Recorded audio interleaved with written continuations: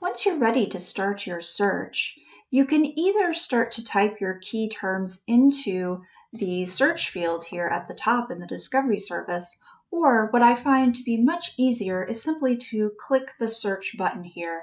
This is because we will be able to create an advanced search and have more than just one search bar. So I'm going to do that now. Next, it is going to open up a page where I can log in. So just make sure to put in your LSView username and password, and then click Login.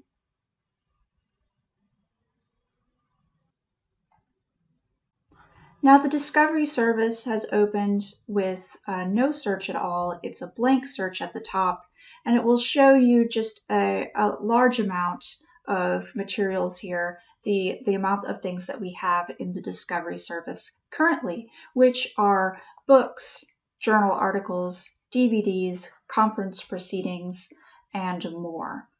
And obviously, we don't want to have to look through all of the materials in the university to find what we're interested in.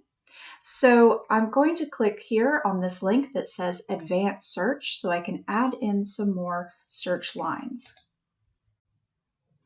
So here they are. These are my search lines or search fields, and I can start typing in my key terms now. You'll see a page here at the bottom, and it allows you to add lots of different limiters, but I'm just going to ignore that because I don't need to fill out anything there for now. All I really need is to put in my key terms. So as you'll recall, our question was about undergrads using Google for academic research. So I'm going to start putting in my first key term now on the first line. So as you can see already, the Discovery Service is trying to give me some alternative terms to use, which you are welcome to use. However, because it does get rid of my punctuation when I choose these terms, I'm going to go ahead and just ignore what it is offering me. And I'm going to truncate undergrad. So we also get things like undergraduate or undergraduates. And then I'm going to add a space, type in or, it's our first command term here, or students. And again, I can truncate this so I get both student or students. So now I'm going to drop down to my next line.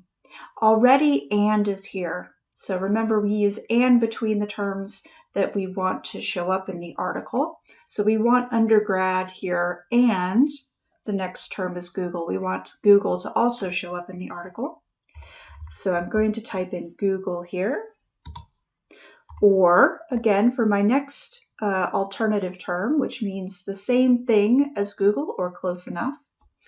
And this time I can pick from the drop-down menu if I like. So I've got Google or search engine, and I know I like that one. So I can go ahead and also put in the punctuation now if I like. So I've got search engine or engines. There we go. So that leaves me to my final line, which is where I'm going to type in academic research or literature search.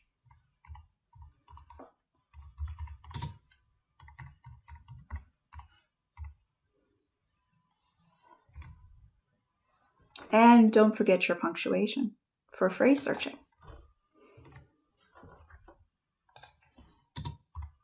Oops.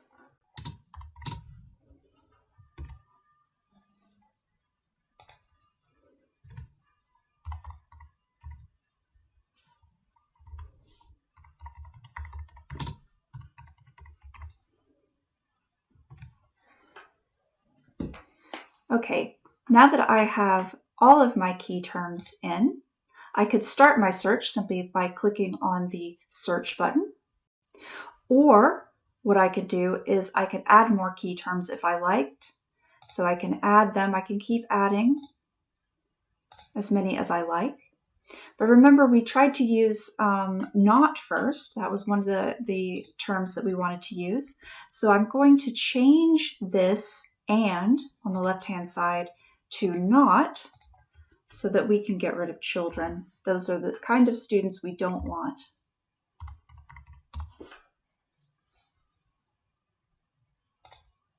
So we can also add those alternative terms that were given to us by the Discovery Service. So now I'm going to click search and see what I get.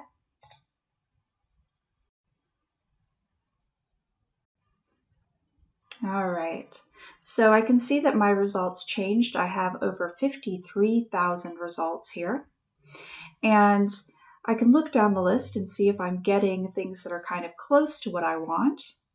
And there's probably going to be a lot in here that don't interest me. So I might need to do a little bit more limiting. And I do that by looking over here on the left-hand side. And where it says limit to, right here, the first thing I'm going to limit to is full text. And when I do that, it's going to get rid of all of those articles that are abstract only. So only the summary of the article is available sometimes through the database, and we want the whole article. So I'm going to click full text. Okay, so now we only have full text articles. That's taken away a few of them, but not that many. The next thing I can do is make sure that I'm only looking at peer-reviewed literature, and I do that by ticking the peer-reviewed box. That's just that nice quality check, and that's gotten rid of some articles as well. And now I'm going to change the publication year. And what this is telling me is that the articles here, the oldest article listed was actually published in 1937. So I probably don't need those. So I'm going to go with 2010, so the past 10, 11 years or so. Okay, so that's gotten rid of quite a few of these. Now, of course, this is a very general kind of search, so this is why we have so many results. You would want to narrow it down by adding new keywords, so you might want to add a particular kind of student maybe, or a particular kind of search engine besides Google, something like that, just to narrow down your search, and then you should be able to get a manageable number of articles out of the Discovery Service. When you're ready to read the article, you can either click on the green Access button, which is going to take you into the database where that article is sitting, and then you can download the PDF if you wish. Or we also have a PDF full text option as well. So here we have PDF full text, and when you click on that, it's just going to open the PDF for you to look at right away. So that's how to use the Discovery Service.